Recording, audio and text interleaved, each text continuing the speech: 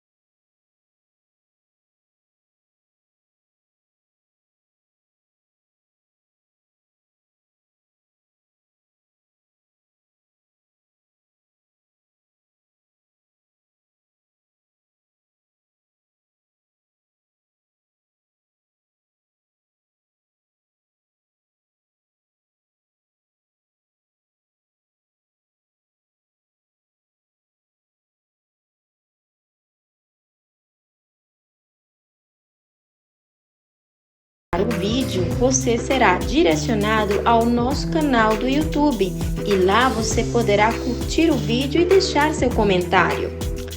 Aproveite, se inscreva no nosso canal. Conheça os parceiros da 7ª Socialização de Práticas Formativas.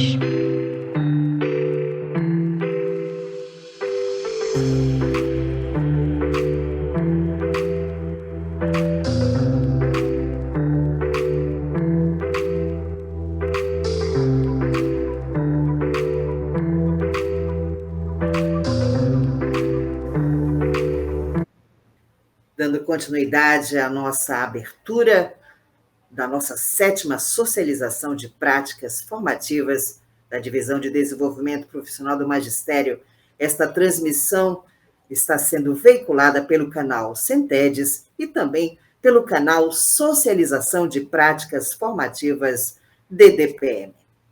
A Secretaria Municipal de Educação, por meio da Divisão de Desenvolvimento Profissional do Magistério, realiza a 7ª Socialização de Práticas Formativas na perspectiva de que o profissional da educação atue como protagonista do seu fazer e reflita sobre a importância do processo formativo no contexto de complexidade da docência. A socialização de práticas formativas constitui-se um espaço de apresentação de experiências, debates e divulgação inerentes à formação continuada dos profissionais da educação. Isto posto, a Prefeitura de Manaus, a Secretaria Municipal de Educação, por meio da Divisão de Desenvolvimento Profissional do Magistério, afirmando sempre o tema do ano letivo, família e escola, construindo a excelência na educação em prol de uma Manaus melhor para se viver, realiza a 7ª Socialização de Práticas Formativas e tem como tema a diversidade cultural amazônica no ensino-aprendizagem dos educandos, desafios, possibilidades e inovação.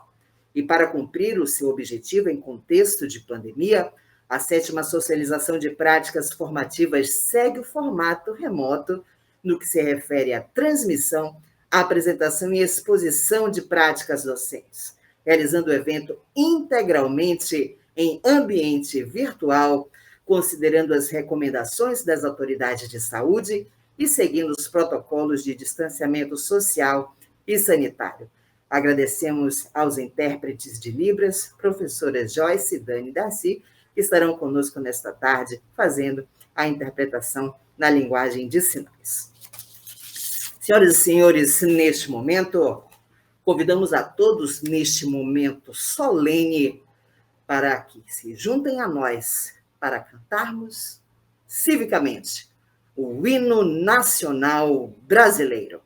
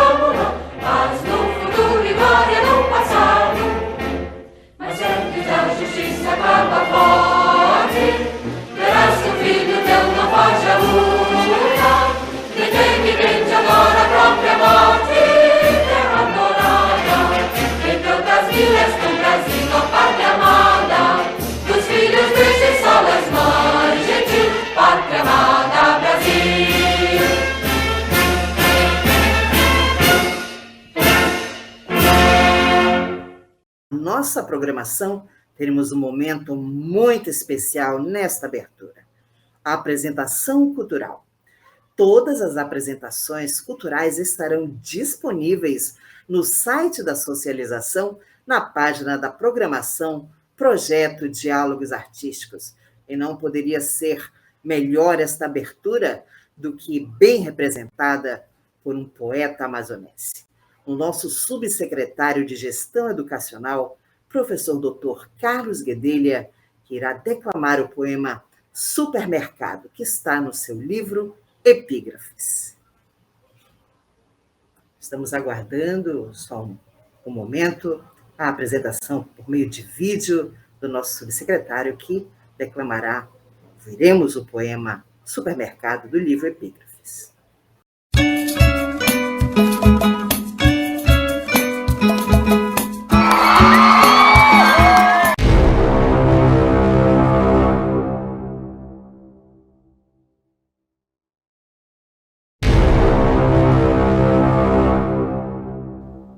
Veio da terra este filho da floresta, para cumprir a sua sina de rio, nesses rios de águas indomáveis, viver em remansos e banzeiros, avançando sobranceiro em artérias fluviais.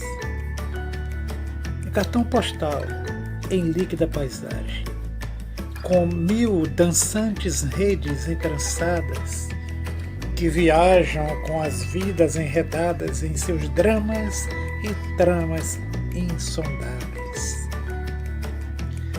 Ele levas de gente espremida, entre amargas cargas e cansados fardos, companheiros de aquática aventura por esses rios com pulsão de mar. O que dizem os semblantes sonolentos que prontamente acorrem à amurada nas ínclitas paradas ribeirinhas? Fantástico teatro itinerante, cujos palcos são os portos das paragens, e o público ali, em 3 andares, apreciando imprevistos espetáculos, enquanto são também observados por indiscretos olhos curiosos dos que assistem a partidas e chegadas. Ah, é da terra este filho da floresta. É irmão gêmeo dos filhos desta terra.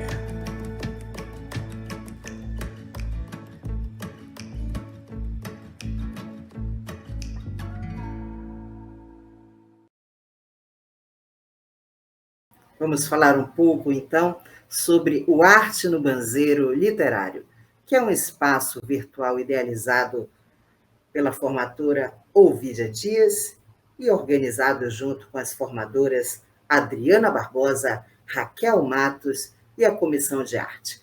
O espaço faz parte da programação da socialização de práticas formativas da DDPM-CEMED e integra-se ao projeto Diálogos Artísticos, cujo objetivo é unir arte e literatura em um encontro lúdico e cheio de possibilidades. É dedicado a professores, poetas, escritores, para apresentarem seus livros em prosa e verso, dicas de leitura, videoarte, leitura dramática, entre outros, principalmente sobre a região amazônica. Criado em 2020, período de total isolamento social devido à pandemia da Covid-19, esta ação busca a criação, fruição e a difusão da poesia por meio da utilização de recursos tecnológicos. Para conhecer um pouco mais sobre o Arte no Banzeiro Literário, assistiremos à declamação do poema Madrugada Camponesa, do poeta amazônida Tiago de Mello, pelos escritores e poetas amazonenses Idelvídia Cavalcante de Oliveira, Marta Barbosa Cortesão, Silvia Grijó, Paulo Eduardo Queiroz e Adriana Barbosa.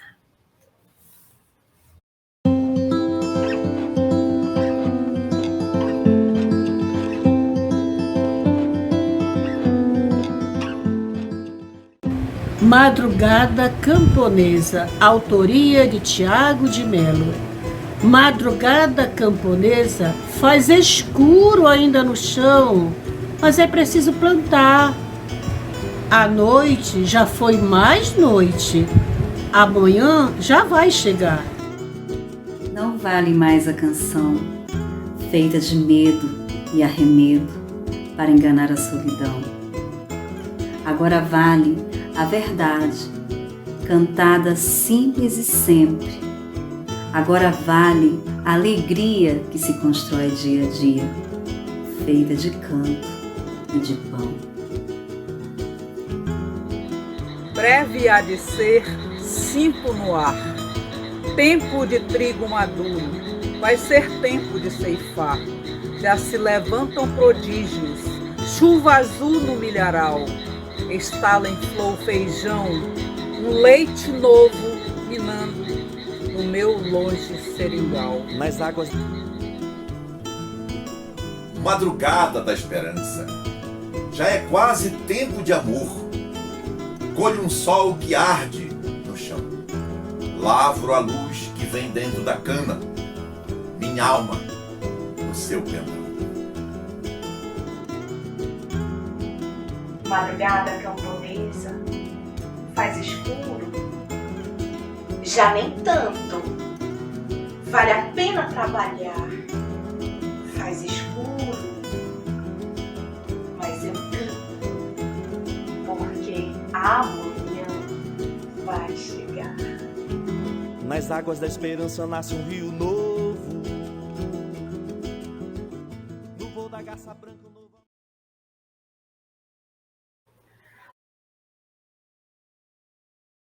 De declamação, queremos agradecer a todos os envolvidos e dizer que as nossas apresentações culturais estarão ali no site da socialização, na página da programação, Projeto Diálogos Artísticos.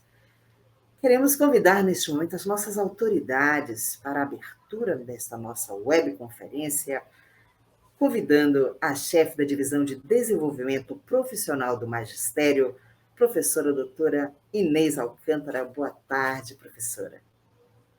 Boa tarde a todos e a todas. É com uma imensa alegria que participamos pela primeira vez da socialização de práticas formativas, desta feita a 7ª edição. O espaço da formação é um espaço por excelência. No momento da socialização, todos os professores, as produções dos professores são colocadas, socializadas na sociedade manauara. E por que não dizer na sociedade amazonense? Porque este evento está sendo transmitido, então, não só local, mas em todas as instâncias, né, digitais, esse evento está sendo divulgado. Queremos parabenizar a todos os presentes, os que estão assistindo esta programação, e, de uma maneira especial, queremos dar o nosso boa tarde e o nosso agradecimento ao secretário de Educação, Valderney Avelino, ao subsecretário de Gestão, professor Carlos Guedelha, e também ao nosso chefe do DEG, professor Evaldo Bezerra.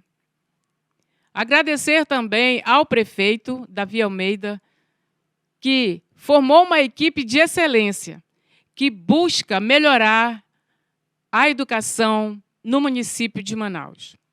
Acreditamos que, com esta socialização, estaremos mostrando à sociedade, a todos os educadores, o trabalho que é desenvolvido pela Divisão de Desenvolvimento Profissional do Magistério, a DDPM.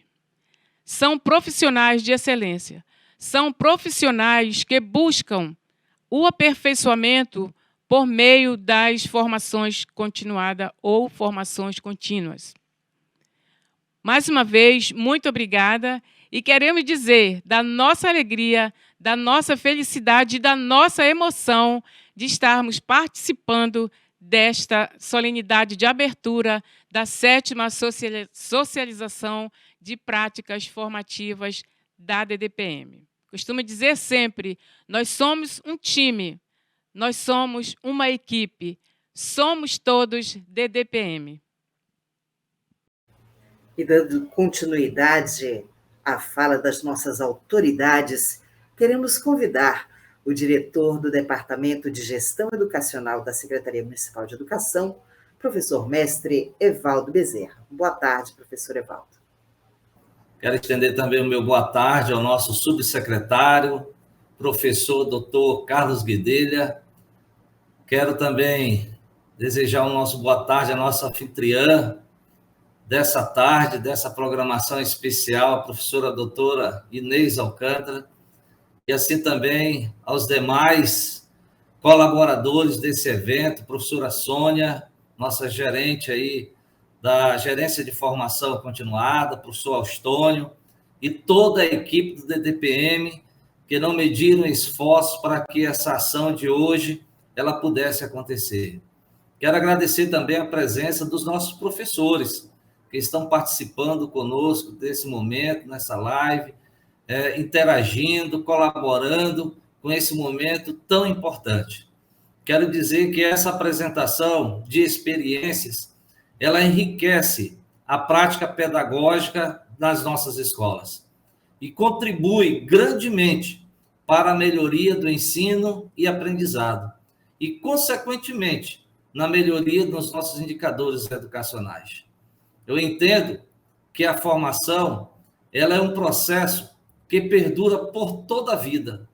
E como educadores, esse processo ele é ainda muito mais intenso no nosso dia a dia. Dizer que o Departamento de Gestão Educacional estará sempre desenvolvendo e apoiando ações como essas, que possam realmente contribuir para a excelência da educação. Então, só posso desejar a todos que possamos aproveitar essa tarde com essas experiências, porque com certeza será uma aula, será um aprendizado para as nossas vidas e, consequentemente, contribuirmos aí para a excelência da educação, que é o que nós estamos buscando todos os dias nessa nova gestão. Um abraço a todos, uma boa tarde.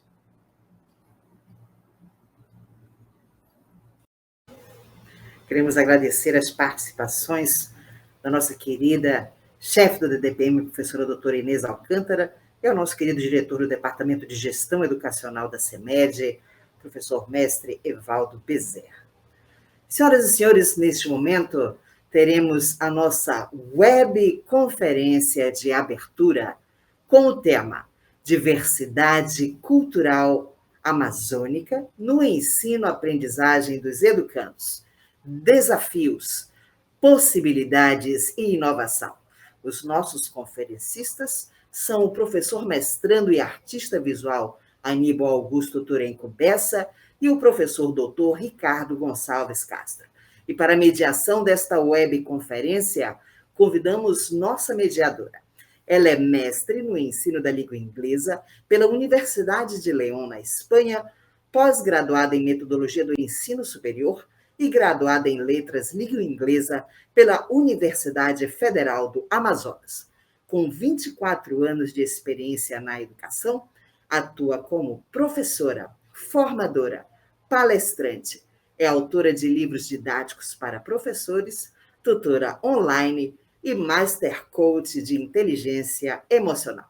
Passamos neste momento a mediação à professora mestra Andresa Lago. Boa tarde a todos e a todas. É com grande alegria que estamos aqui começando mais uma socialização de práticas formativas. Nessa 7ª edição, estamos trazendo a vocês hoje muita temática importante, relevante.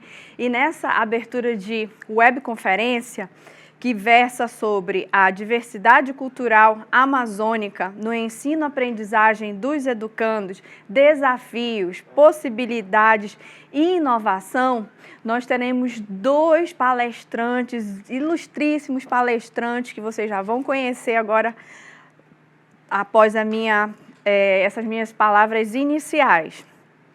Antes de nós chamarmos os nossos palestrantes, eu gostaria de lembrar que a sua participação até o final do evento é importantíssima, porque além de abrilhantar esse momento, ela também garantirá a sua certificação, bem como a sua participação no nosso sorteio ao final desta webconferência. Pedimos também a todos vocês que deem um like nessa live para que ela se torne ainda mais relevante e chegue a mais pessoas. E se você também quiser convidar o seu colega, a sua colega a participar, sinta-se à vontade. Estamos agora pelo YouTube, o canal aberto, e todos vocês podem participar. E agora nós temos a honra de receber o professor artista visual Turenco Bessa, que é mestrando em Poéticas Visuais pela Minter UFAM. Ele é graduado em Ciências Econômicas pelo Centro Universitário de Ensino Superior do Amazonas. Ele possui especialização em Artes Visuais, Cultura e Criação pelo SENAC. Também possui especialização em Museografia e Patrimônio pela Claretiano. Atualmente, ele é coordenador da Assessoria de Economia Criativa da Secretaria de Cultura do Estado do Amazonas. Ele também é professor da Faculdade Santa Teresa e do Instituto Metropolitano de Ensino. Ele tem experiência na captação de recursos com projetos culturais, na docência em economia e na área de artes, com ênfase em artes visuais. Muito obrigada, professor, pela sua participação. Já eu abro para o senhor fazer seus comentários. Também temos aqui conosco o professor Dr. Ricardo Gonçalves Castro, que possui mestrado em Ciência da Religião pela Catholic University Louvain e doutorado livre em Teologia das Religiões pela Faculdade de Teologia de Nossa Senhora Assunção, em São Paulo. Ele também possui doutorado em Teologia Pastoral pela Pontífica Universidade Católica do Rio de Janeiro, a PUC-Rio, e é atualmente professor da Faculdade Salesiana Dom Bosco, diretor do Instituto de Teologia Pastoral e Ensino Superior da Amazônia. Tem experiência na área de teologia e filosofia, com ênfase em fé e cultura religiosa. É pesquisador nos seguintes temas: teologia da revelação, teologia das religiões, filosofia da religião, filosofia da natureza, gênero, cultura amazônica, xamanismo, ecologia, fenomenologia, masculinidades e violência. Então, agora, dito tudo isso, né, eu gostaria que os senhores falassem um pouco, dessem aí suas considerações iniciais antes de nós começarmos a webconferência. Por favor, professor Turenco, o senhor pode iniciar?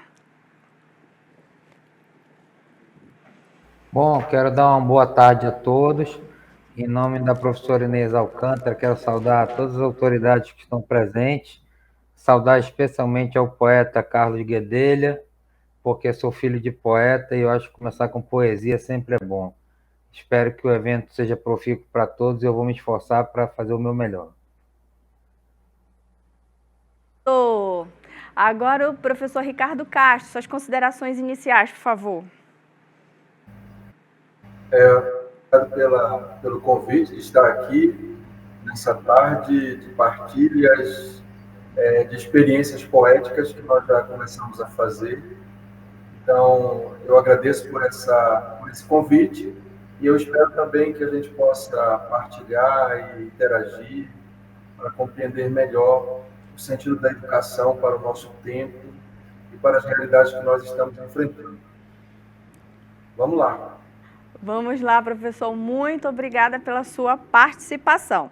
Então, antes de darmos continuidade com as falas dos professores, eu gostaria de lembrar a vocês que todos vocês podem fazer suas perguntas e comentários via chat, para que ao final da webconferência os nossos convidados possam responder. Então, vamos explicar a dinâmica nessa webconferência.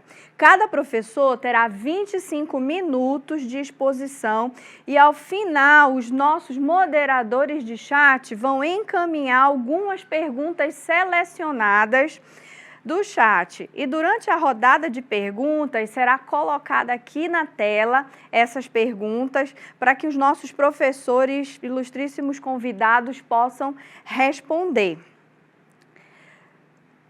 É importantíssimo o preenchimento do link que será colocado no chat para o formulário que vocês irão receber a certificação expedida pela UEA. Então, não esqueçam que vocês terão esse link no chat para responder essa frequência e avaliação. E também, por meio do link, vocês vão participar do sorteio ao final desta webconferência.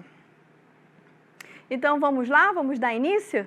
Eu passo a palavra agora para o professor Turenco Bessa. Fique à vontade, professor, e bem-vindo mais uma vez à 7ª Socialização de Práticas Formativas da DDPM CEMED Manaus. É um prazer imenso tê-lo aqui conosco.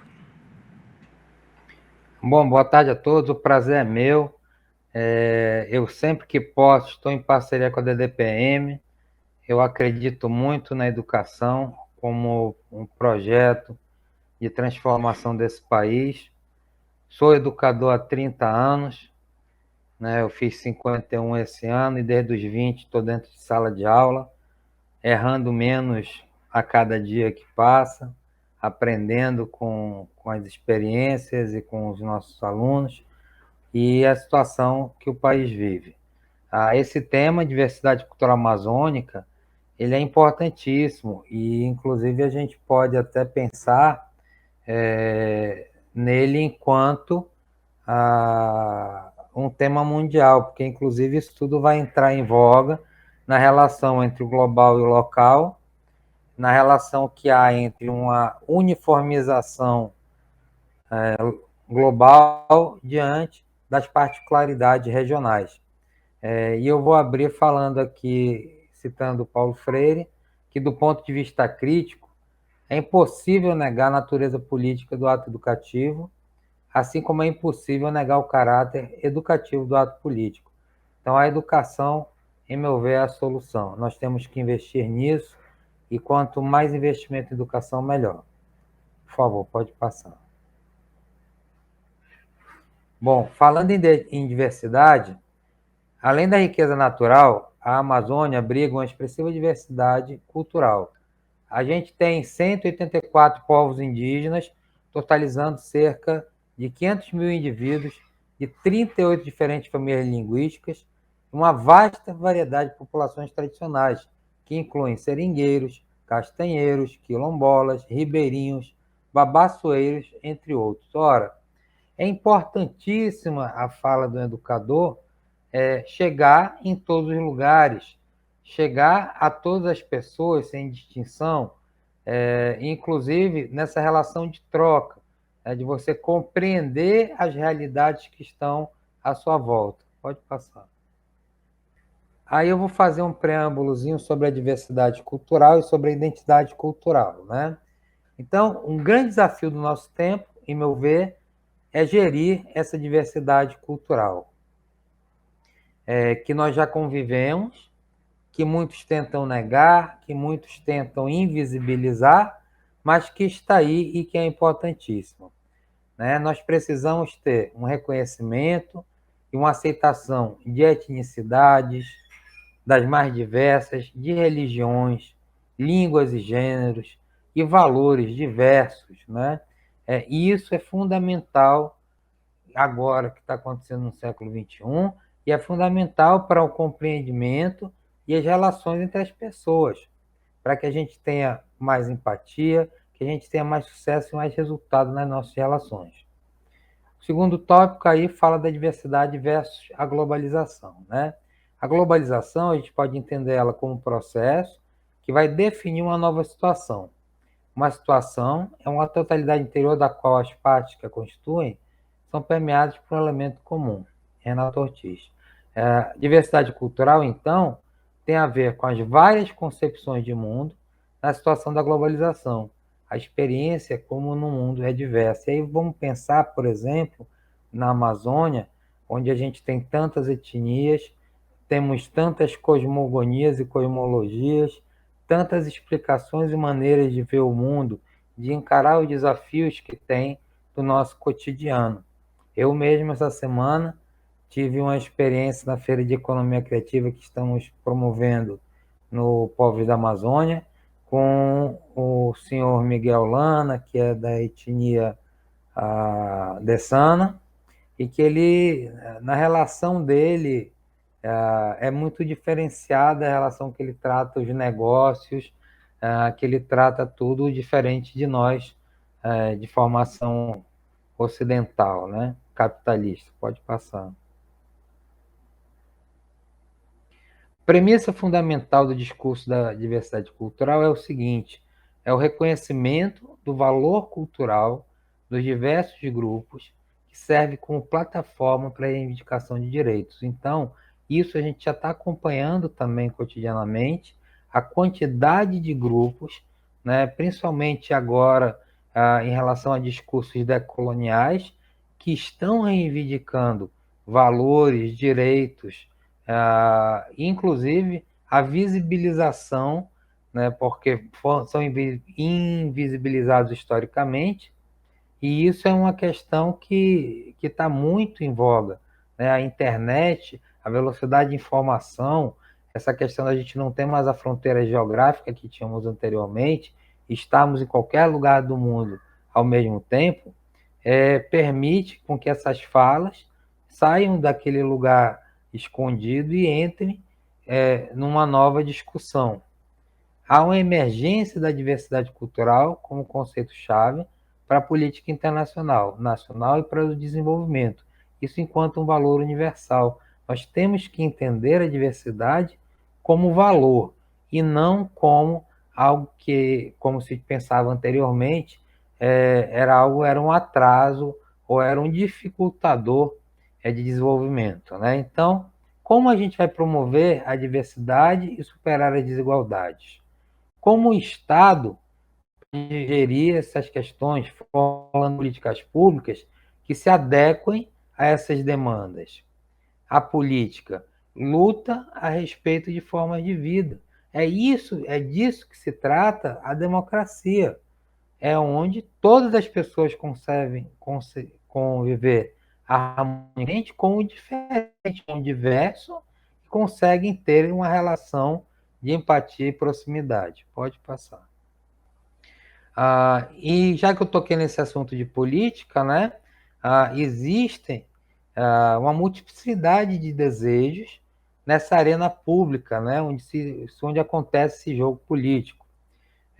E aí, como eu falei há pouco, a gente tem um alargamento do processo da democratização que leva a sociedade a exigir uma participação maior e cada vez mais ativa na arena pública, né? Isso é um fenômeno próprio do desenvolvimento democrático. Posso falar, só para citar um exemplo, a política de editais que a gente tem no nosso país, né? Aqui no Estado, inclusive, a Secretaria de Estado da Cultura lançou há pouco 3 editais, o Equipa Cultura, o Amazonas Criativo e o Amazonas em Rede, que considera nos 3, de um modo muito evidente, a questão da diversidade, tentando ser o mais plural possível. Certos regimes de visibilidade determinam relações sociais, modelos de presença, formas de constituir imagem, né? O ser humano ele faz narrativas, representações e formas de construir a sociedade. E já ocorrem essas reações, como falei há pouco, somente nessas reações decoloniais, né? Porque quem é que está contando essa história? Quem é que diz qual é o valor que vale mais do que o outro? Qual é o valor que tem que ser seguido? Como é que isso cabe dentro da Amazônia? Como é que você vai querer impor valores em lugares distantes que muitas vezes tem todo um sistema tradicional e todo um sistema de aceitação e de pertencimento àquelas pessoas, né? O que reativa hoje as identidades como motor de luta é inseparável da demanda por reconhecimento de sentidos, né? Então, essas representações que são colonialistas, elas estão em xeque. Pode passar. A Unesco tem um papel fundamental nesse processo, principalmente com a Declaração Universal da Diversidade Cultural de 2001, né, que é um marco simbólico, né, e aí que tem uma base, assim, um resumo de tudo a diversidade é um recurso para o desenvolvimento, é uma riqueza que às vezes a pessoa não percebe, porque não percebe a mensuração monetária, mas ela é muito mais do que isso, ela atinge aspectos que são simbólicos, né? Os estados são responsáveis pela criação de um ambiente favorável à diversidade, ou pelo menos deveriam, né? Essa diversidade, ela é muito boa, muito interessante para o crescimento de todos. Pode passar. A Unesco ainda fez uma convenção em 2005 sobre a proteção e a promoção da diversidade das expressões culturais, né, como um patrimônio comum da humanidade. O que diz essa convenção? Ela confere status jurídico ao conjunto de preceitos normativos sobre o tema da diversidade que haviam sido delineados lá atrás pela declaração, com a ideia de proteção frente à ameaça decorrente dos processos de globalização, né? E aqui vale ressaltar também que, se por um lado a globalização ela tem aspectos que são positivos, né, como é o avanço tecnológico, inclusive agora na pandemia nós demos um salto tecnológico, principalmente em relação a essas questões de webconferências e a comunicação de um modo geral, por uma questão de necessidade, rapidamente se evoluiu, pelo menos uns 5 anos nesse ano de pandemia, e a gente consegue estar em todos os lugares ao mesmo tempo. E para mim, que sou amazônida, que conheço um pouco os municípios do nosso estado, eu percebo que é fundamental esse tipo de conexão. As nossas distâncias são continentais, as nossas logísticas para fazer qualquer tipo de acesso ao interior são muito caras. E isso é uma possibilidade. É lógico, não vai substituir aquele contato físico, mas há uma alternativa que pode servir muito para as populações que estão mais distantes, né? E a convenção ainda vê como um instrumento internacional para países signatários, né? A criação de marcos regulatórios são importantíssimos, né? E deve-se incorporar o direito interno de cada um dos países, ou seja, tem instrumentos legais para a promoção da diversidade das expressões culturais. Pode passar. Tudo isso que eu estou falando em relação a diversidade tem a ver com o desenvolvimento.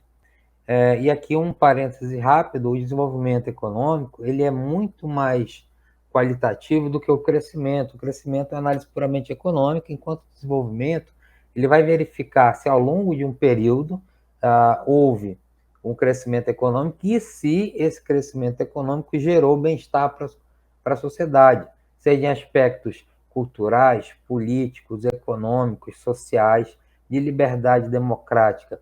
Aí a gente pode falar em desenvolvimento. O Luiz Carlos Bresser Pereira, ele já dizia que o nosso país ele é subdesenvolvido e industrializado.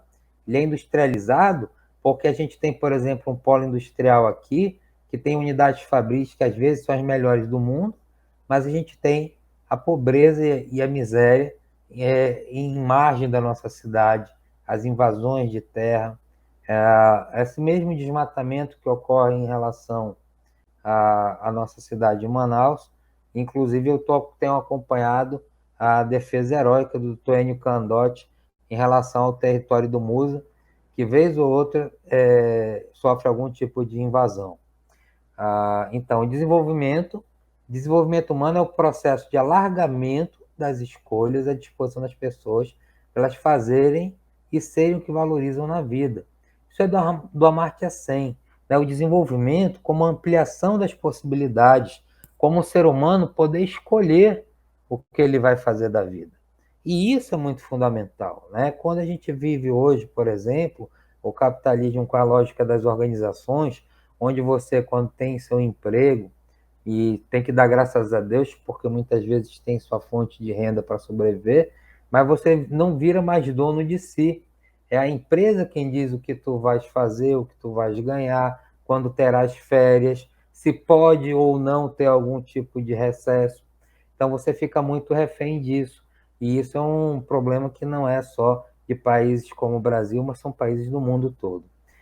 E o desenvolvimento também, enquanto expandir as liberdades culturais, é um objetivo fundamental do desenvolvimento humano. Por isso a diversidade é tão importante. Pode passar.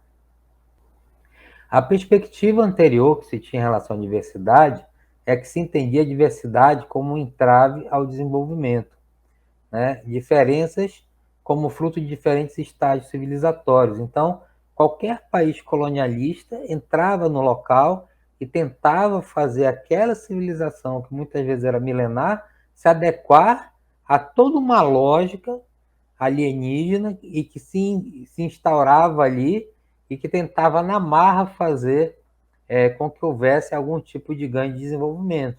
E, obviamente, é muito mais fácil você perceber o que tem de melhor, o que tem de interessante, o que tem de diferente em culturas e para trabalhar com elas, isso enquanto sujeito do processo, do que fazer um tipo de entrada dessa maneira, né? Então, havia uma perspectiva, e inclusive aquela desculpa, né, do neocolonialismo, de nós vamos levar civilização aos países. No caso, por exemplo, na virada do século XIX, os países africanos foram retalhados pelo continente europeu, e hoje a gente está vendo o que está acontecendo na África, né? Todos os países ricos e alguns países que têm sistema vacinal interessante já estão muito à frente do processo e esqueceram a África como se não fizesse parte do mundo, né? Um verdadeiro apagamento em tamanho do século XXI. Começaram a falar agora com a nova variante. Pode passar. Aí do Amartya Sen, que é o hindu, que foi Prêmio Nobel de Economia, é o desenvolvimento como liberdade. Olha como é muito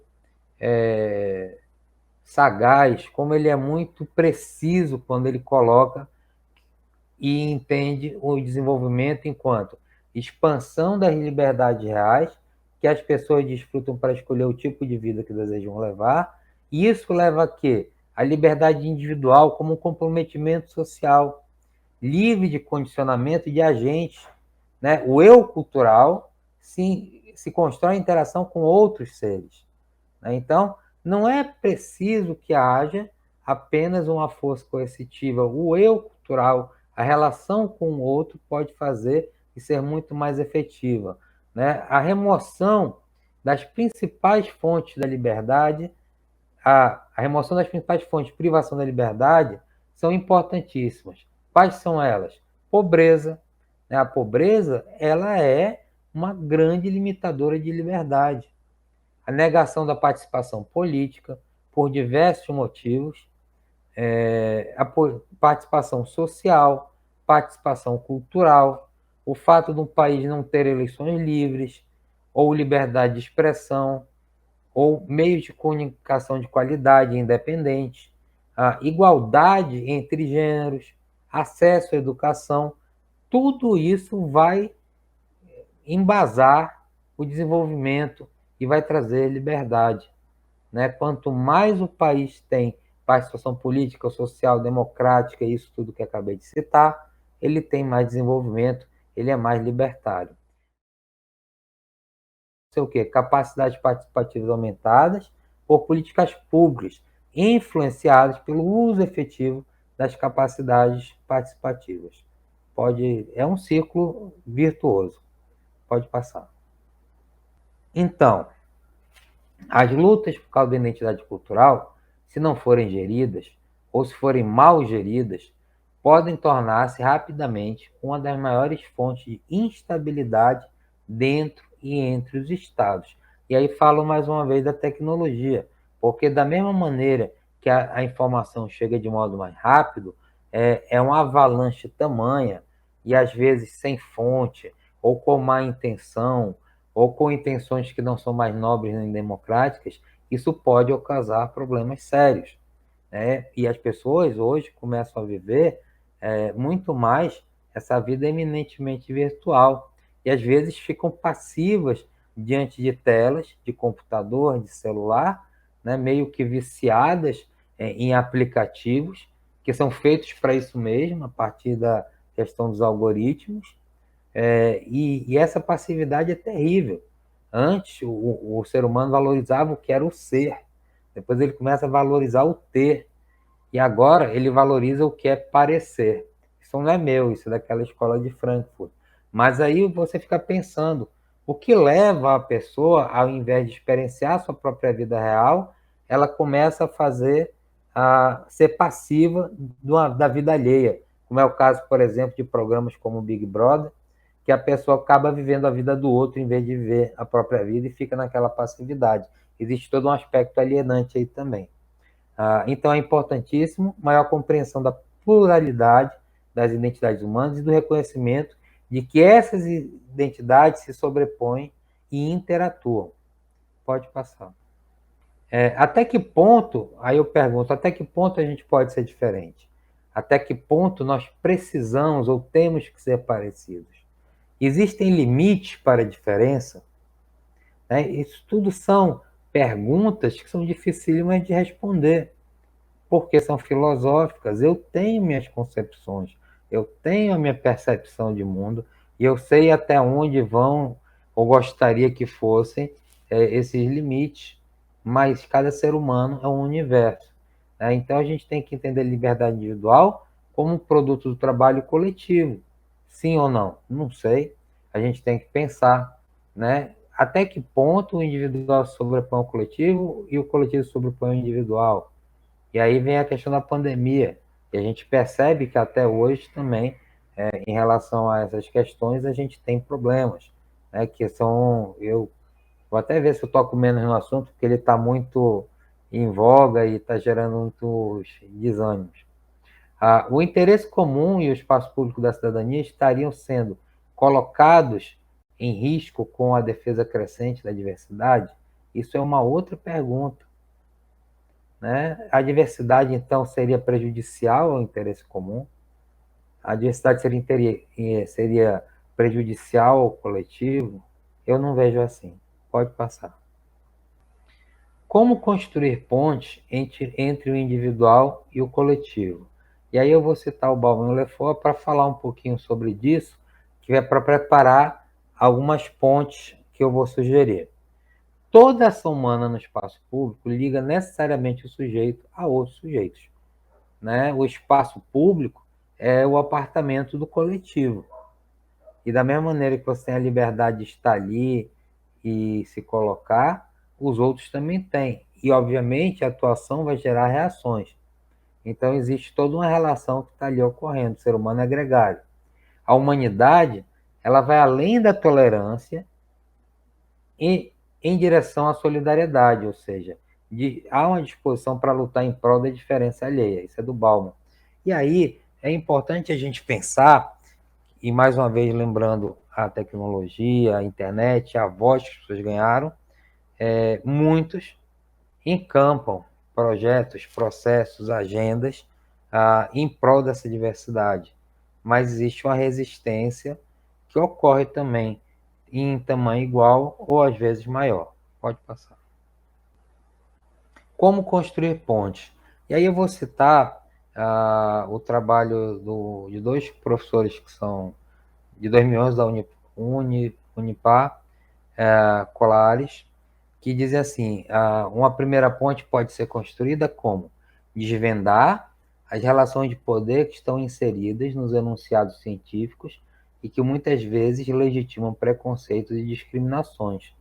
É a questão, por exemplo, da apenas valorização da academia, né, em relação, comparativamente, por exemplo, à sabedoria tradicional ou de povos originários, sabedorias tradicionais, né, não é uma coisa exclusivista, ou não precisa ser exclusivista, as duas se complementam, as duas são importantes. A letra B eu coloquei compreender a historicidade e os condicionantes de classe daqueles que constroem discursos que dão sustentação às estruturas de poder político, econômico, religioso, cultural, etc., percebendo que as condições históricas e o contexto no qual os referidos discursos foram construídos podem conter tanto equívocos quanto direcionamentos favorecedores da dominação de um ou alguns grupos sobre os demais. É o jogo de poder político, é o jogo colonial, é essa herança e esse passivo colonial que nós temos, que não é só aqui no Brasil, é em muitos países do mundo. Né? A gente, inclusive, hoje, ainda vive uma questão que é muito preocupante, que é a desnacionalização dos estados. Né? Como é que pode, por exemplo, alguma empresa que tem um faturamento, às vezes, anual superior ao PIB do país onde ela está inserida, você vamos pensar o que isso compra em nível de poder político, econômico e social. Né? Então, algumas corporações conseguem eleger vereadores, deputados, senadores, governadores, inclusive presidente. E é lógico, quem faz um tipo de investimento dessa natureza está querendo obter ganhos ou algum tipo de vantagem, seja ilícita ou não. Mas isso pode fazer com que as pessoas que são eleitas, muitas vezes, não tenham aquele espírito mais republicano ou não estejam interessados, em primeiro lugar, em servir a sociedade. Então, a gente tem que pensar nessas questões também. A letra C diz assim: considerar a atividade pedagógica como uma possibilidade de colocar em prática a compreensão das questões que integram as discussões a respeito da ética e da justiça social, que envolve diversidade. Ético, o ser humano ele precisa ser ético.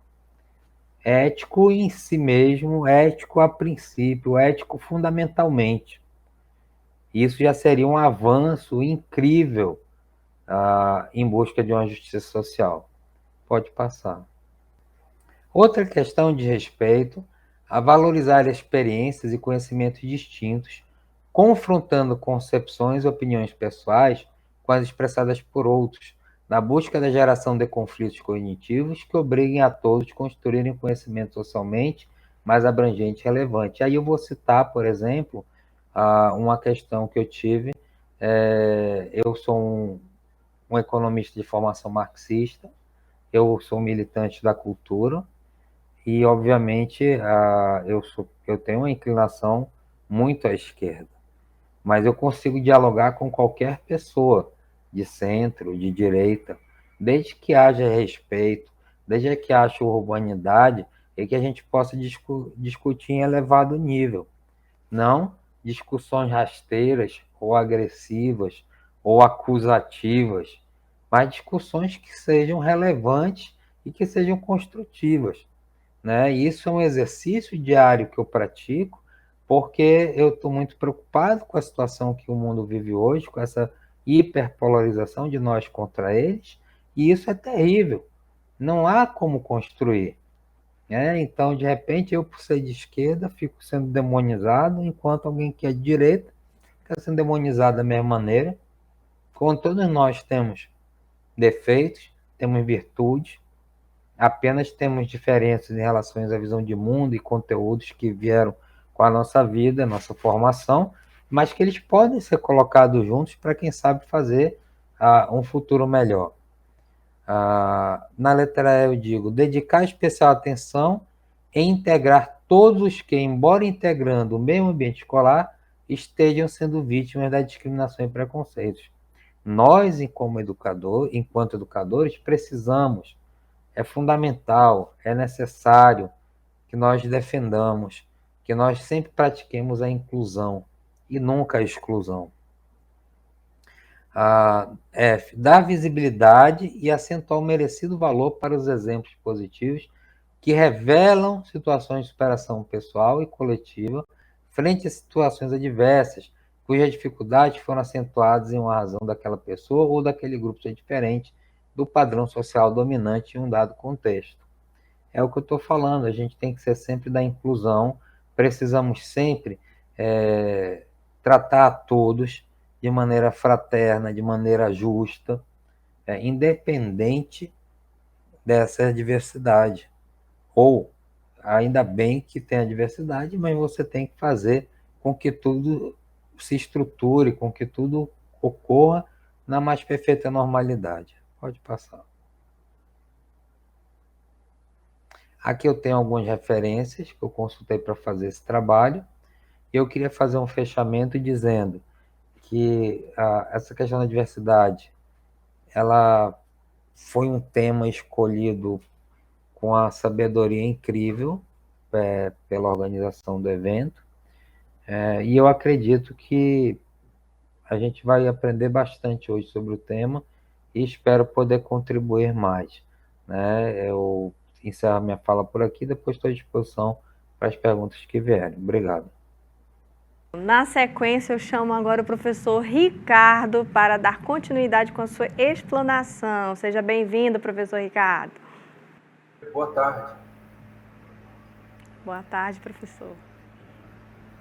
Então, acho que eu passei alguns slides, porque parte dessa reflexão que a gente vai fazer aqui sobre essa questão da diversidade, incluindo as diversas diversidades, nós vivemos em um tempo onde a alteridade ela passa a ser um elemento fundamental da nossa construção social, da nossa maneira de ver o mundo, não é?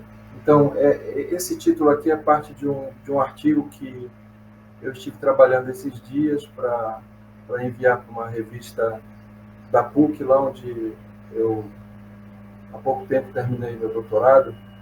E, então, eu vou apresentar alguns aspectos, né? Porque eu achei que interculturalidade e relacionando com esse aspecto da ecologia, com a educação, será importante para esse debate sobre diversidade, que é a temática principal do nosso encontro. Eu espero que vocês estejam me ouvindo bem. Agradecer também ao professor Ednei, meu colega de Dom Bosco, né, que me colocou nesse desafio. Mas é bom estar aqui e trabalhar com vocês. Então, eu coloquei esses conceitos aqui, de interculturalidade ecológica, também a questão da interculturalidade, os estudos pós-coloniais, a decolonização, ela é a base teórica da minha pesquisa doutoral, né? Então, eu acho que a gente fica assim dentro daquele campo teórico que é a base da minha pesquisa, né? Então, vamos lá. Pode passar. Eu gostaria de começar problematizando, trazendo alguns aspectos, algumas questões problematizadoras e desafiadoras, né? Principalmente voltada para essa questão da diversidade do conhecimento, né? Da diversidade dos saberes, que um pouco nós nos defrontamos aqui no contexto amazônico. E é importante dizer, eu sou de Parintins, né? Eu nasci no beiradão aí do Rio Amazonas. Depois eu tive possibilidade de fazer estudos devido a razões religiosas, né, e missionárias. Eu tive possibilidade de fazer estudos na Europa, na Inglaterra, na Louvain, como está aí o meu mestrado em Ciência da Religião. Eu trabalhei vários anos na África, em Moçambique, em Angola, na África do Sul, e depois eu voltei para o Brasil, né, para continuar meu trabalho pastoral e missionário. e foi a possibilidade que eu tive de aprofundar principalmente alguns campos de pesquisa religiosa, tanto brasileira como principalmente da Amazônia. Né? Então, eu gostaria de apresentar primeiro alguns aspectos problematizadores e desafiadores. Né? Primeiramente, o reconhecimento de que toda sociedade humana, ao se instituir como tal, ela é produtora de relações, as quais denominamos de conhecimento. Né? Então, toda sociedade, né, ela é produtora de conhecimento, seja ela qual sociedade for. Né? Então, isso já nos leva a superar essa compreensão de que somente os europeus, ou somente as faculdades, as universidades, elas produzem conhecimento. Toda sociedade, seja ela qual for, ela é produtora de conhecimento, principalmente para se manter viva. Né? Conhecimento e cultura, então, são dimensões do humano. Né? E, como tal, elas são instituintes e instituidoras de nossas representações e imaginários culturais, são integrantes de nossa cultura. Né? Sem esse aspecto cultural, o Goethe vai dizer, não é? Que sem a cultura, sem essa elaboração cultural, nós estamos perdidos como humanos. Né? Então, cultura é um aspecto fundamental para a gente, vamos dizer assim, se orientar dentro da realidade cósmica, da realidade social, da realidade econômica, né? Que nos define também como humanos. Porém, nesse mar de culturas e conhecimentos, né, nós começamos a perceber, né, que todo esse conhecimento, ele, no momento atual, né, nós vemos que ele tem sido ele possui um aspecto bastante, vamos dizer assim, um efeito colateral bastante destrutivo. Né? A degradação ecológica, a violência, o aumento da pobreza, a injustiça social, né? Nos leva a gente a se perguntar para que serve todo o conhecimento produzido sobre o mundo em que vivemos. Para que serve tanto conhecimento, para quem este conhecimento está sendo de serventia. Então, talvez hoje, nesse mundo, nesse mar de conhecimentos e de diversos conhecimentos, né, nós nos colocamos esses posicionamentos. Vamos lá, próximo, mais problematização.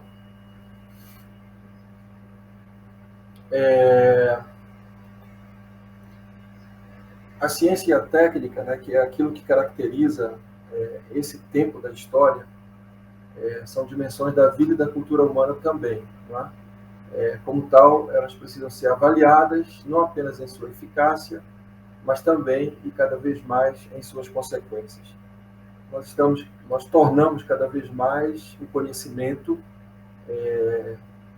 nós vamos cada vez mais nos tornando uma compreensão do conhecimento, principalmente como ciência, não é? O dotado pelas metodologias científicas e pela produção de técnicas ou de tecnologias. Porém, nós também começamos a nos perguntar, não é? Com esse avanço da ciência e da tecnologia, que tem nos trazido tantos benefícios, não é? Basta pensar na questão da vacina, não é? Nesse momento da pandemia. Não é? Então, porém, de um modo geral, não é?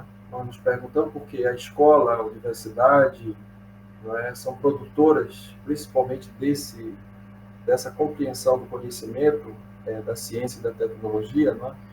De que vale os rigores dos teoremas e fórmulas científicas se eles acabarem nos levando para o sofrimento, para a degradação ecológica e mesmo a morte ou até regimes totalitários. Não é? Então,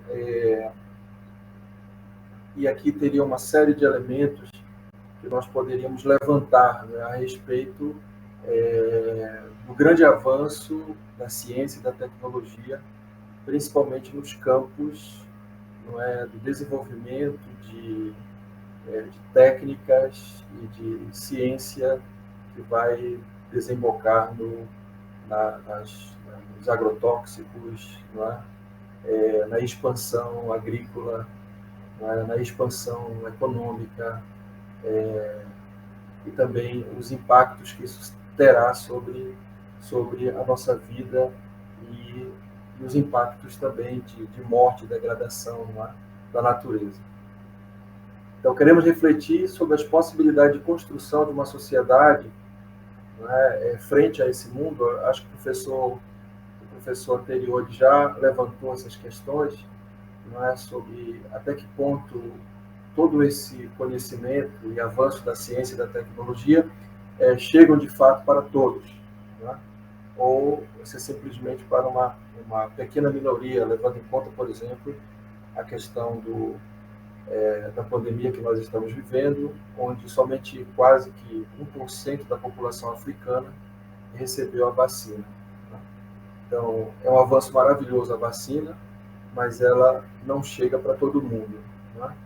Então, até que ponto é possível atrelar ao conhecimento, né, a ciência e a tecnologia, as possibilidades de uma construção de uma sociedade que vai priorizar a cooperação, a tolerância, o reconhecimento do outro e de seus saberes e fazeres, né, e a justiça social e ecológica, em detrimento, né, da competição que se torna tão selvagem em nossos tempos, né, que nos leva até a negação e a destruição do outro.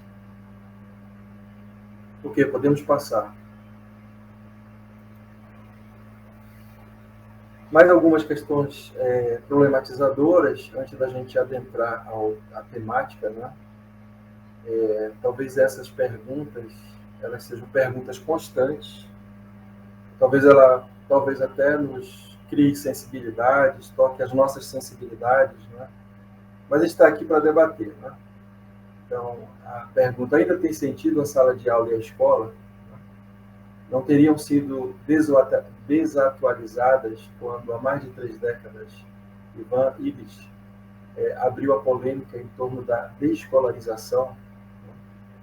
De fato, a escola e os processos educativos que nós elaboramos, instituímos, estruturamos até aqui, eles de fato nos humanizam ou eles nos desumanizam? Tá? Aí, acho que aqui no contexto brasileiro, a contribuição do Rubem Alves, né, sobre essa questão da escola, da escolarização, é uma contribuição extremamente importante. Né? Paulo Freire, ele vai debater sobre essa questão de uma educação bancária, de uma educação libertadora, também levantada pelo professor anterior, né? Ele vai substituir a sala de aula e ele vai inventar os círculos, né? Toda essa compreensão de uma educação circular, de uma educação onde nós nos educamos, não é? Nessa compreensão também do Saviani, de que não existe ensino, só existe aprendizagem, né? Nós estamos sempre aprendendo uns com os outros, né? Inventa os círculos de cultura e os centros de cultura. Então, perante a onda crescente da violência e da barbárie, né, não deveríamos questionar a atualidade, né, estruturas e metodologias da escola e da sala de aula, sua sobrevivência e também a sobrevivência dos mestres, né? Nós vemos que, principalmente em determinados contextos, a sala de aula, né, a estrutura escolar passa a ser um lugar onde pouco se experimenta o humanismo, a cooperação e a solidariedade. Né? Claro que aqui não vamos generalizar, né? Certamente existem espaços escolares maravilhosos, né? onde se experimenta, de fato, um caminho de humanização de uma sociedade de cooperação e de solidariedade. Né? Um outro elemento problematizador são as novas tecnologias da comunicação, né, que parecem estar suplantando as salas de aulas tradicionais e superando por si mesmo o professor. Né? Então, às vezes ficamos até pensando até que ponto uma inteligência artificial ela vai ser colocada em um vídeo, do YouTube, não é, para ensinar aos alunos, não é, o conhecimento. Não é? A sala de aula, como espaço de acesso, são outras perguntas que eu fico me fazendo. Né? A sala de aula como espaço de acesso à informação e à produção de conhecimento. Né? A gente começa a colocar em xeque esse aspecto. Né? Também educadores como detentores dos conceitos necessários à felicidade das pessoas, né? E as várias violências dentro do ambiente escolar. Né? Ao longo da minha pesquisa, que eu trabalhei muito essa questão de como a questão da violência, das problemáticas da violência, as violências estruturais, de gênero, né? E a gente percebe também aí, dentro do contexto escolar, uma problemática bastante desafiante. Né? Então, no meu artigo, o próximo slide, por favor. No meu artigo, eu primeiro vou situar um pouco o momento da pandemia para os desafios à vida humana e à educação. Eu vou usar um conceito do antropoceno, da interculturalidade da ecologia, porque eu trago esse conceito para dentro do debate, principalmente sobre as questões amazônicas, né? E depois suscitar alguns princípios educativos transformadores da condição humana e na relação com a natureza. Você vai me dizendo aí meu tempo, tá? Eu vou fazer o possível de não extrapolar, tá bom? Vamos passando aí, eu vou agora apresentar alguns pontos que estão lá nesse artigo para a gente refletir. Tá? Um aspecto desafiador se destaca hoje na praxis educativa. Né? Aprendizes e educadores são compelidos a ler a realidade de modo mais profundo, compreender os racismos estruturais, né? Que moldaram as práticas pedagógicas de nossas instituições educativas. Então, nesses últimos 2 anos, né, devido à morte daquele negro lá nos Estados Unidos, né, onde surgiu aquele movimento Vidas Negras Importam, né, são importantes. Então, nós fomos cada vez mais aprofundando essa questão de que existe um racismo estrutural que se insere, né, também dentro das nossas práticas pedagógicas, das nossas estruturas educativas, de uma maneira sutil, de uma maneira invisível. Né? Frente a esse fato, somos desafiados a criar novas formas de conhecer e elaborar diferentes estratégias de compartilhamento do conhecimento. A crise política e econômica brasileira, com seus processos de desenterrar o autoritarismo de uma elite que empobrece e emburrece a sociedade, nos leva a colocar como prioridade a educação, sua meta, seu conteúdo e suas estratégias. Né? Nós estamos passando por essa experiência de um retorno às várias expressões do autoritarismo que tanto nos empobrece em vários sentidos, né? Do empobrecimento, mas também nos emburrece no sentido de que nos torna mais intolerantes, mais incapazes de dialogar, mais polarizados. Né? E toda essa problemática que nós estamos vivendo, ela faz com que nós que trabalhamos no âmbito da educação, nós nos voltemos para esse aspecto. Né? A educação passa a ser um aspecto fundamental do debate. Né? E a gente percebe isso, né? A preocupação que o governo atual e o contexto atual tem com os processos educativos que estavam em andamento e em processo de desenvolvimento no Brasil. Né? Nesse contexto, a prioridade de pensar novas perspectivas para a educação se torna urgente, sem perder de vista as atuais consequências causadas pela pandemia. A nível mundial, um dos aspectos mais afetados em diversos níveis pela pandemia foi o sistema educativo. E o que veio à tona nesse contexto pandêmico foi a dificuldade do acesso à educação, a escassez de ferramentas pedagógicas, a discrepância escandalosa entre os grupos mais ricos e os mais pobres, moradores de periferia, zonas rurais e comunidades tradicionais, pessoas com deficiências e turmas inclusivas e regulares. Né? O próprio ministro da Educação aqui no Brasil, né, afirmou a exclusão e o não acolhimento de alunos com deficiências físicas em salas de aula. Né? Cada dia a gente ouve um pouco sobre essa problemática, né? Como tornar o espaço educativo um espaço de maior inclusão. Vamos lá, próximo slide. Então, nós temos que retornar àquilo que tem caracterizado, né, a nossa educação no Brasil, né? Principalmente na visão do Paulo Freire, né? A educação como prática da liberdade. Né? Paulo Freire nos deixou como legado a educação como prática da liberdade, que nos incentivou a criar estratégias para a mudança do pensamento, que ele chamou de conscientização. Criar consciência crítica exige engajamento e participação de todos, educandos e educadores, no processo de adquirir autonomia e emancipação nos diferentes aspectos da vida individual e social.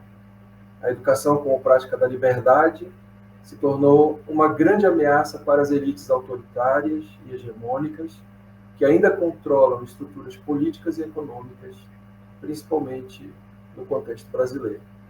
A educação, na perspectiva de Freire, só pode ser libertadora quando todos que fazem parte do processo educativo trabalham em conjunto. Né?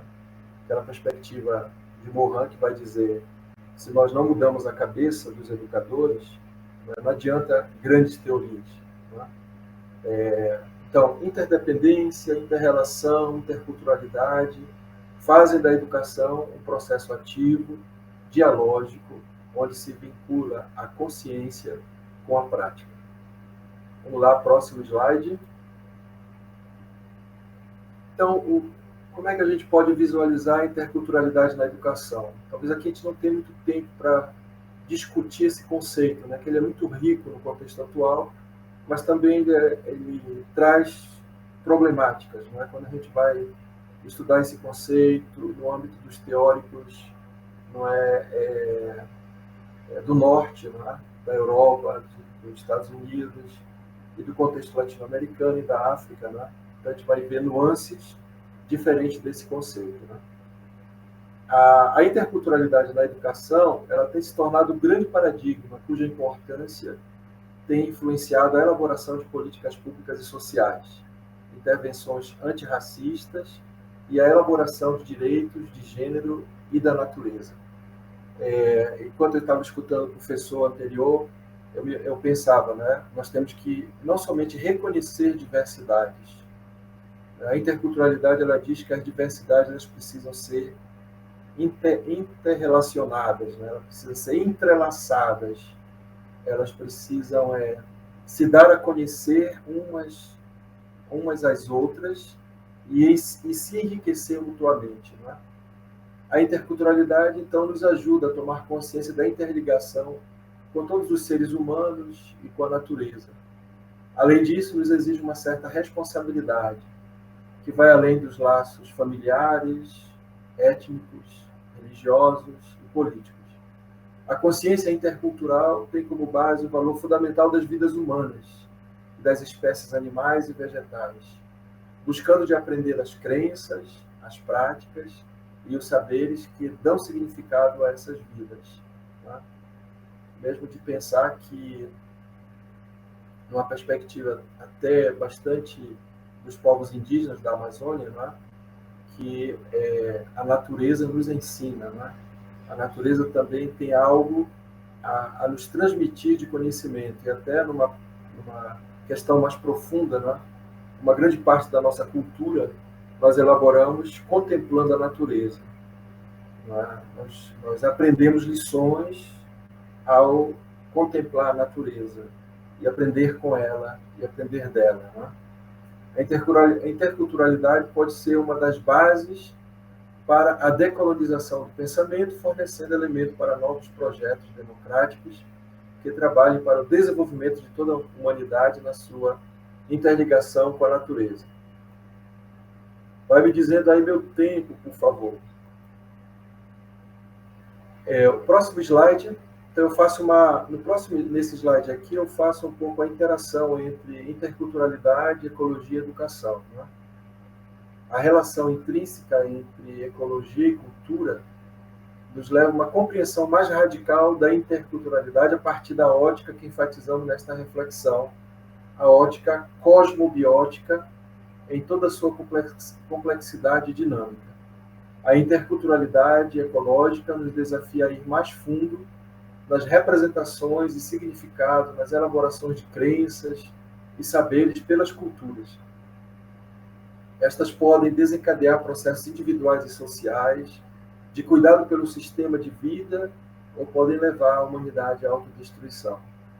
Na relação entre interculturalidade, ecologia e educação, pretende-se relevar aspectos das culturas que são promotoras de vida, adquirir também uma percepção crítica dos aspectos culturais, ou seja, um decolonizar aspectos da cultura colonizadora que perdeu seu elemento vinculante com a natureza, sua interação com as diversidades de vida e da corporeidade humana. Somos deste mundo, né? Somos terráqueos, filhos e filhas da Mãe Terra, irmãos e irmãs na cadeia de vida. Próximo slide. Então, a interculturalidade ecológica, essa compreensão das diversidades, né? Na perspectiva de uma educação pós-humanista, no sentido que nós não podemos mais perceber os processos educativos de maneira antropocêntrica, simplesmente para o humano, né? Nós temos que superar esse humanismo centralizador, antropocêntrico, patriarcal, machista, né? Então, a interculturalidade ela propõe, né, uma educação que seja pós-humanista, propõe uma transformação do profundo, não somente uma mudança de hábitos, né? Precisa atingir os afetos e a espiritualidade, que nas palavras do Papa Francisco, precisamos de uma conversão ecológica que atinja mentalidades, atitudes e estruturas sociais e econômicas. Processos educativos na interculturalidade ecológica não é somente fomentar práticas de cuidado com a natureza. Precisamos de retornar à Terra, redescobrir aspectos vinculantes, vitais com a natureza e suas criaturas. E nós estamos na Amazônia, né? A Amazônia ele é um dos espaços mais maravilhosos para essa interação e para essa experiência e a compreensão da condição humana e dos processos educativos pós-humanistas, né?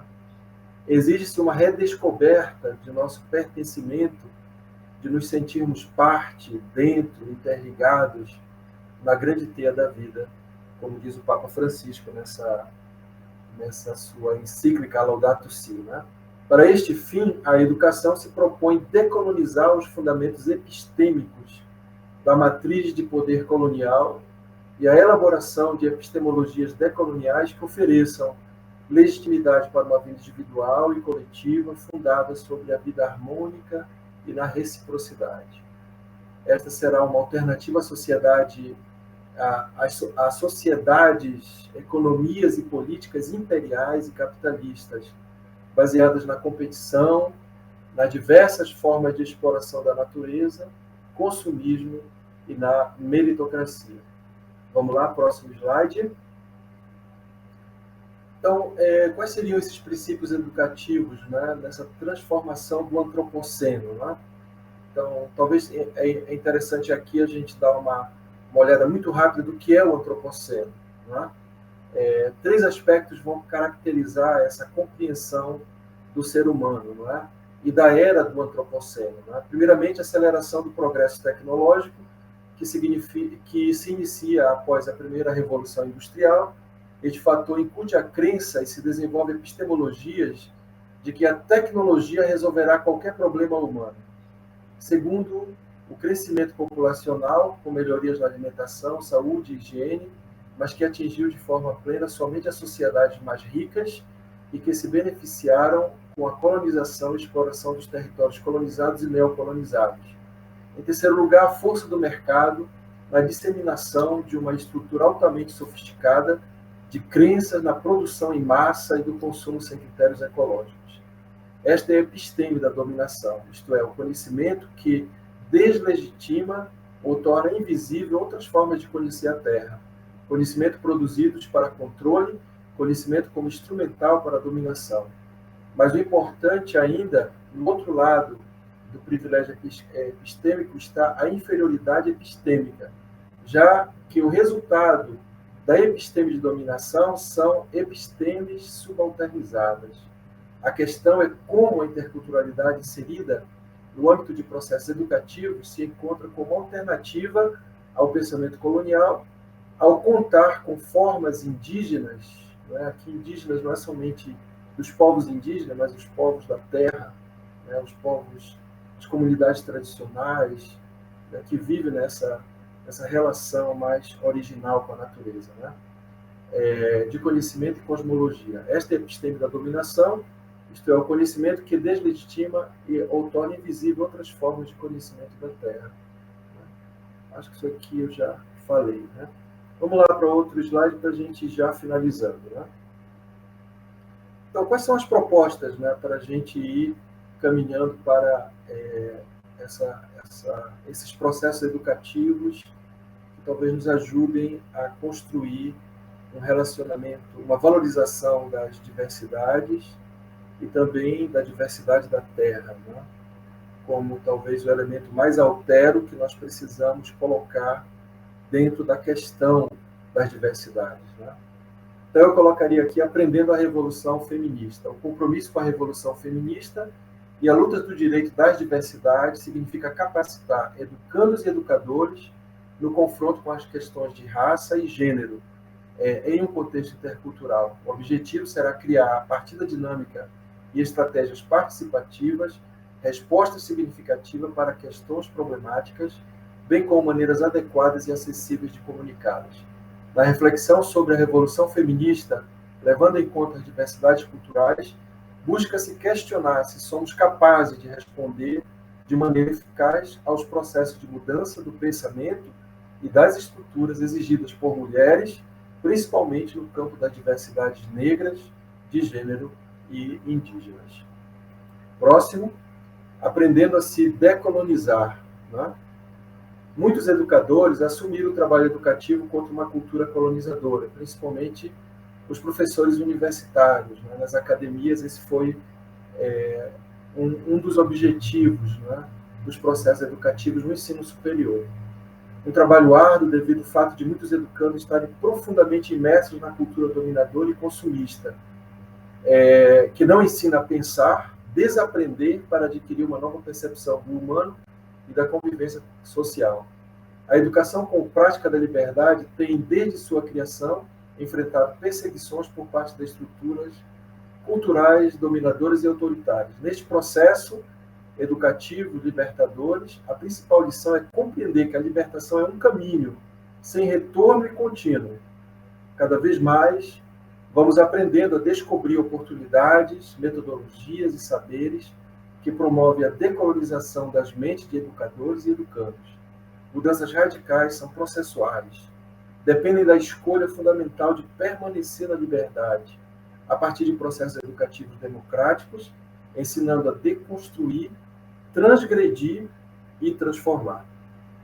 Próximo. Eu acho que é quase meu último slide. Aprendendo a viver uma vida erótica, né? A erótica de Dussel e Freire implica criar no âmbito educativo relações de amizade, companheirismo, solidariedade. Educar como ato de amor para suscitar pessoas amorosas em contato profundo com o desejo de viver, dar vida e promover a vida. Entender a erótica como força dinâmica que impulsa para a autorrealização com o outro e com a outra. Esta pode se tornar o chão fértil para se elaborar epistemologias para a vida e cuidadoras da vida. A erótica pode criar um ambiente adequado em sala de aula para estimular a discussão, o debate de ideias, o pensamento crítico, a afetividade e a imaginação criadora de novas possibilidades de mundo. Finalizando, aprender a amar a Terra e nós mesmos. É o próximo slide. Não sei se é porque eu estou olhando no outro slide que está com a letra um pouquinho maior. Os princípios anteriores convergem nesse ponto para as dimensões transcendentais, espirituais e místicas do ser humano.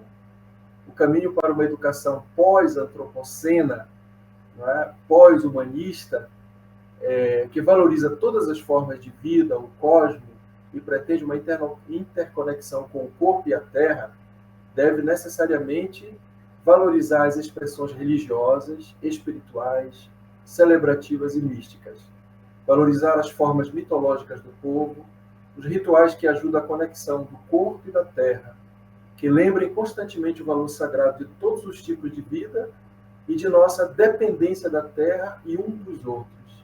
Sermos constantemente lembrados de que vivemos numa teia de vida, né? Que é a compreensão do Capra, né? E nos tornamos humanos na medida em que descobrimos e nos ligamos a essa maravilhosa cadeia de vida que é o planeta Terra, parte desse grande cosmos que nós estamos inseridos. É isso, obrigado. Desculpa se eu passei algum tempinho. Que tarde excepcional na qual tivemos a oportunidade de ouvir os queridos professores Turenco e Ricardo. O nosso muito obrigada aos dois por aceitarem participar conosco nesta atividade e por trazerem elementos assim tão importantes para a nossa reflexão sobre a criatividade e as novas aprendizagens no processo de ensino e aprendizagem. Vamos agora para a rodada das perguntas? Só que antes das perguntas, eu quero pedir para os nossos queridos conferencistas que participem conosco, né? Após a rodada de perguntas, participem do nosso sorteio. Pode ser? Conte comigo. Tudo bem, então. Então vamos lá à rodada de perguntas. Nós temos aqui algumas perguntas para fazer para os nossos queridos, ilustríssimos professores. A primeira pergunta é o professor Turenco. Dentro de um modelo crítico hermenêutico de construção do currículo para a formação do professorado, como podemos alinhar os paradigmas conectivistas, uso de tecnologias, com a diversidade cultural e desigualdades do estado do Amazonas, professor Turenco? Essa pergunta é de $1 milhão, né? Deve ter sido o Lauro Rosas que fez essa pergunta. Foi o Lauro Rosas, a cara dele. É de €1 milhão, professor. Não é? O Lauro, ele é incrível, é um professor, um colega querido. É o seguinte, como eu falei, a questão das políticas públicas são muito fundamentais, né? E a questão de representatividade também é muito fundamental. E a nossa região, a Amazônia, ou as Amazônias, dependendo da calha do rio que tu tiveres, tu vai ter uma realidade totalmente distinta. E muitas vezes de ausência total do Estado, né, como se os nossos amigos do interior fossem subcidadãos, no sentido de não ter atendimento às questões mais básicas. É lógico que isso é uma problemática. Mas soluções de tecnologia, elas precisam ser pensadas. Um processo, estou finalizando meu mestrado, e nós temos muitos colegas de Parintins. E muitas vezes há dificuldade para a participação deles nas aulas por conta da questão da internet. E isso eles mesmo utilizando, às vezes, a sua internet pessoal, às vezes utilizando a própria UFAM, mas sempre há algum tipo de problema. Então, enquanto essas questões de aproximação não forem resolvidas, é muito complicado. E na questão do currículo escolar, eu acho que é de fundamental importância também começar a preparar professores nesse aspecto de humanização, de compreensão dessa diversidade e também de muita compreensão de ferramentas que sejam possíveis, factíveis e viáveis para fazer essa aproximação. É isso. Agora vamos à segunda pergunta direcionada ao professor Ricardo. Vamos lá. Essa pergunta foi feita pelo Rebelo Júnior, professor. Em tempo de faz escuro, mas eu canto, qual a medida para esclarecermos com conhecimento as dúvidas do nosso aluno curioso na busca de encontrar verdade relacionadas na arte e na sua amplitude? A curiosidade é a base do conhecimento, né? Eu acho que nós devemos, de fato, valorizar, né, a questão da curiosidade. Principalmente a curiosidade que vai se elaborando na capacidade de fazer perguntas e de fazer perguntas significativas, não é? Talvez o processo educativo, mesmo pensando em Sócrates, não é? Ou mesmo em Paulo Freire, não é? Ou mesmo em Morin, não é? Que são grandes pensadores da educação nesse contexto, não é? Rubem Alves também, não é? A curiosidade e a elaboração de perguntas, elas são um aspecto fundamental. E mais do que, eu diria, não é mais do que a elaboração de respostas. As nossas respostas, elas têm que ser sempre uma resposta de busca, não é? Uma resposta que vai gerar novas perguntas, que vai fazer aquilo que eu coloquei em um dos slides aí, né? Vai nos tornar também transformadores, transgressores, né? Reinventadores de novas possibilidades, sempre nessa busca de um projeto ético, não é? De um projeto humano, e de um projeto que nos leve a compreender a nossa relação profunda com a Terra, com o cosmos, com a natureza, que nos levam aos mistérios, não é? Da vida e do mundo, não é? Eu acho que tudo isso também pode se tornar depois, não é? A gente certamente cultivar no aluno a capacidade de curiosidade que se responde através vamos dizer assim, da experiência estética, não é? Que pode vir na poesia, pode vir nas diversas artes, pode vir também na literatura, ou mesmo nas fórmulas matemáticas, não é? Porque, de alguma forma, tudo pode ser, na minha perspectiva, tudo pode ser encapsulado no campo da arte, não é?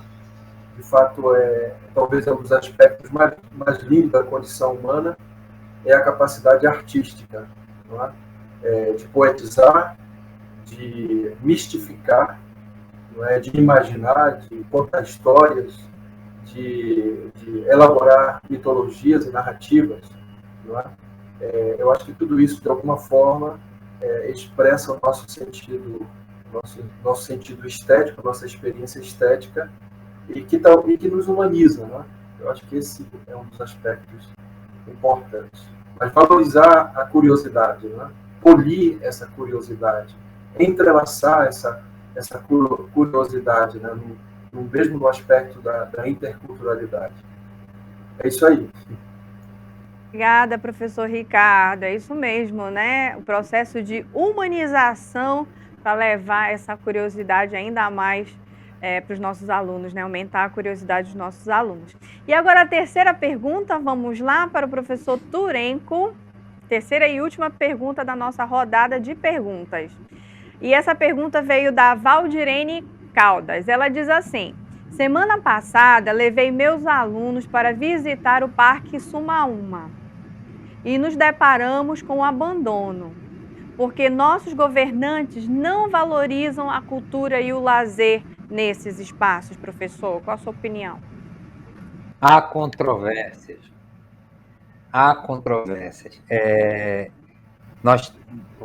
Primeiro, não temos como generalizar, né?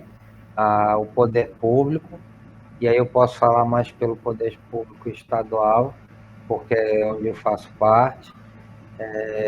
A gente tem tido um esforço incrível em relação a todos os equipamentos para manutenção, principalmente durante a pandemia agora, na questão também da participação em relação à aproximação com os artistas, que foram muito impactados durante a pandemia. Você sabe que o novo governo federal extinguiu o Ministério da Cultura, que acabou virando uma secretaria especial, primeiro o Ministério da Cidadania, depois o Ministério do Turismo, e que a Forceps conseguimos fazer com que fosse aprovada a Lei Aldir Blanc, que a desmemoriada da Regina Duarte não sabia nem quem era. E agora nós estamos continuando a militância para trazer o investimento da Lei Paulo Gustavo, que é justamente para continuar esse reforço no aspecto cultural e artístico no nosso país. Há uma problemática também em relação às necessidades e a dependência extrema apenas do orçamento estatal. Tanto a prefeitura quanto o Estado poderiam buscar mais parcerias públicos-privadas, mas há uma dificuldade muito grande, principalmente com as empresas aqui no Distrito Industrial, no Polo Industrial de Manaus, porque geralmente essas decisões relativas a essas parcerias não são tomadas aqui no local. Mas é óbvio, deixar claro para a pessoa que fez a pergunta, não lembro o nome agora, todo equipamento cultural, ele é muito complexo de se administrar, ele é muito complexo de cuidar e da manutenção, e é muito dispendioso. Semana passada sofreu um assalto. O Dr. Enio Candotti, ele é uma pessoa que é incrível em relação à articulação e busca de parcerias, mas o Moza também foi muito impactado com a pandemia. Eu não tenho como falar mais profundamente sobre o Parque Suma Uma, mas eu creio muito assim, nas pessoas que estão à frente da pasta cultural também do município, e eu acredito que essas coisas serão resolvidas. Agora, é fundamental os equipamentos públicos estarem à disposição. A propósito disso, convido a pessoa a frequentar o Centro Cultural da Amazônia no dia de domingo. Agora, no domingo 5, 12 e 19, a gente tem a Feira de Economia Criativa. Além de você visitar a Feira de Economia Criativa, povos criativos, você pode visitar o Museu do Homem do Norte, que tem uma coleção federal de arte de povos originários, que hoje talvez seja a mais importante do Brasil, depois do que houve no Museu Nacional do Rio de Janeiro. Nós já inauguramos a Maloca Aroac, onde também tem a venda de artesanato do senhor Miguel lá na Telesana. Nós temos a peixaria, temos um monte de culinária internacional, porque estamos juntos com a ONU na parte de imigração, a OIM. Então, assim, são muitos os equipamentos culturais que tem na nossa cidade e que as pessoas precisam conhecer. Ok, professor. Está dada a dica e o recado. Muito obrigada pela sua excelente explanação. E agora encerramos assim a webconferência de abertura da 7ª Socialização de Práticas Formativas da DDPM CEMED Manaus. Nós vamos começar o nosso sorteio, não vai embora. Nós ainda temos alguns minutos aí, alguns segundos na verdade, para você preencher o link de avaliação e frequência, caso você não tenha feito. Agora eu gostaria de convidar os nossos queridos ilustres conferencistas para participarem do nosso sorteio, que os senhores escolham os números a serem sorteados. Pode ser assim? Antes da escolha dos números pelos nossos conferencistas, nós vamos aos brindes que serão sorteados. O primeiro prêmio será uma Petit Box da loja Table & Co. O segundo prêmio, uma semi-joia da Divas Acessórios e Presentes. O terceiro prêmio, um cartão vale-presente de R$100 num corte de cabelo no estúdio Vilque Cidade. O quarto prêmio, um voucher de 100% de desconto da Cultura Inglesa por 6 meses. O quinto prêmio, um voucher do curso de pós-graduação das faculdades La Salle. O sexto prêmio, um voucher de 15% nos serviços de autoescola da Autoescola Real. E o sétimo prêmio, um buquê de maquiagem da loja Dona Glam. Já aproveito para avisar que os grandes ganhadores desses prêmios aí maravilhosos podem fazer a retirada dos brindes no período de 9, 10 e 13 de dezembro, de 8 às 19 horas, na Divisão de Desenvolvimento Profissional do Magistério, a DDPM, situada na Avenida Maceió, número 263, Nossa Senhora das Graças. Agradeço a participação de todos e vamos lá para o nosso sorteio. Vamos começar, professor Turenco? O senhor pode escolher para mim 2 números de 1 a 61, por favor. O senhor escolhe o primeiro número e a gente mostra na tela e assim a gente vai sucessivamente. Pode ser, professor? 13. Número 3. Que rufem os tambores. 13. 13, ok, professor. Número 13. Vamos lá, o número 13, Mariana da Conceição de Campos. Foi sorteada e levará o primeiro brinde da nossa webconferência de abertura. Próximo número, professor. 51. Número 51, por favor. Vamos lá ver quem será o grande ou a grande vencedora, a ganhadora desse segundo prêmio. O segundo número, número 51. Vamos lá. Estamos esperando aqui o retorno. Enquanto a gente aguarda o retorno, professor, vamos lá passar para o terceiro número? O segundo número foi 51.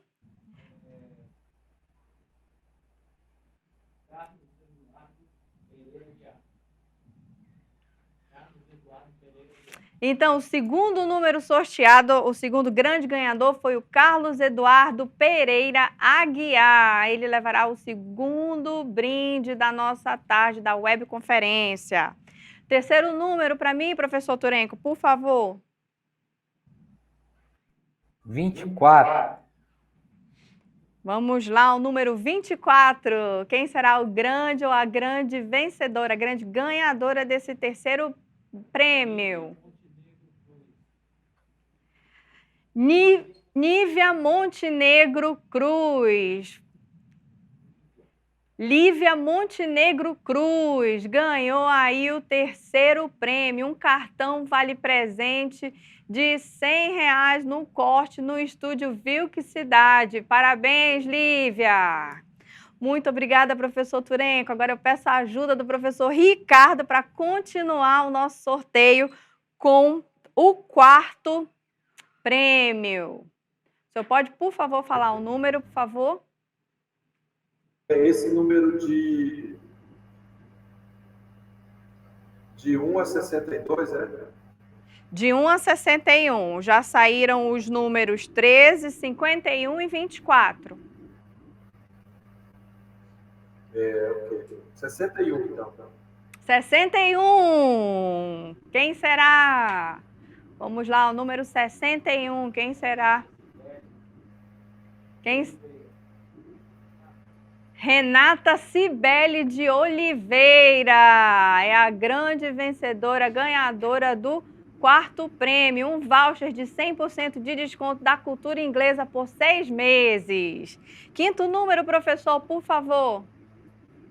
6. Número 6. Isso. Número 6. Vamos lá, quem é o número 6 na nossa planilha? Edilene da Silva Souza ganhou um voucher de curso de pós-graduação da Faculdade La Salle. Parabéns, Edilene. Vamos lá, o sexto número. 27.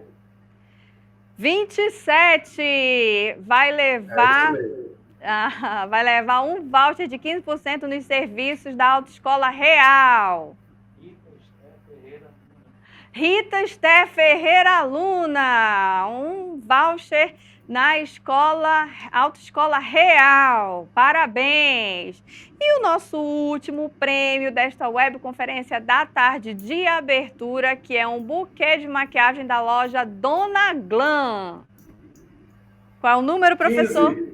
15! Número 15.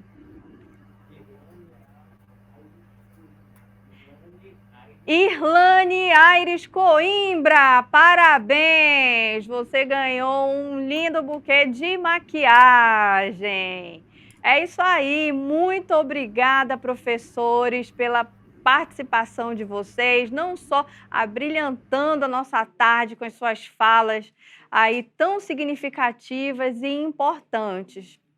E agora eu convido também para vocês que estão aí nos assistindo participarem das oficinas que já vão iniciar. E após as oficinas, nós seguimos com a programação do noturno, com a segunda webconferência do dia, intitulada Tecnologias Educacionais para Educação Básica no Contexto Amazônico, Estratégias de Democratização. E a nossa programação detalhada para você seguir e não perder nenhum detalhe encontra-se no site da 7ª Socialização de Práticas Formativas. Aproveito, antes de me despedir, para convidá-los a seguirem nossas redes sociais e entrarem no site do evento e se inscreverem no canal da Socialização de Práticas Formativas CEMED Manaus. Até mais! Vejo vocês nas oficinas e na webconferência do Noturno. Tchau!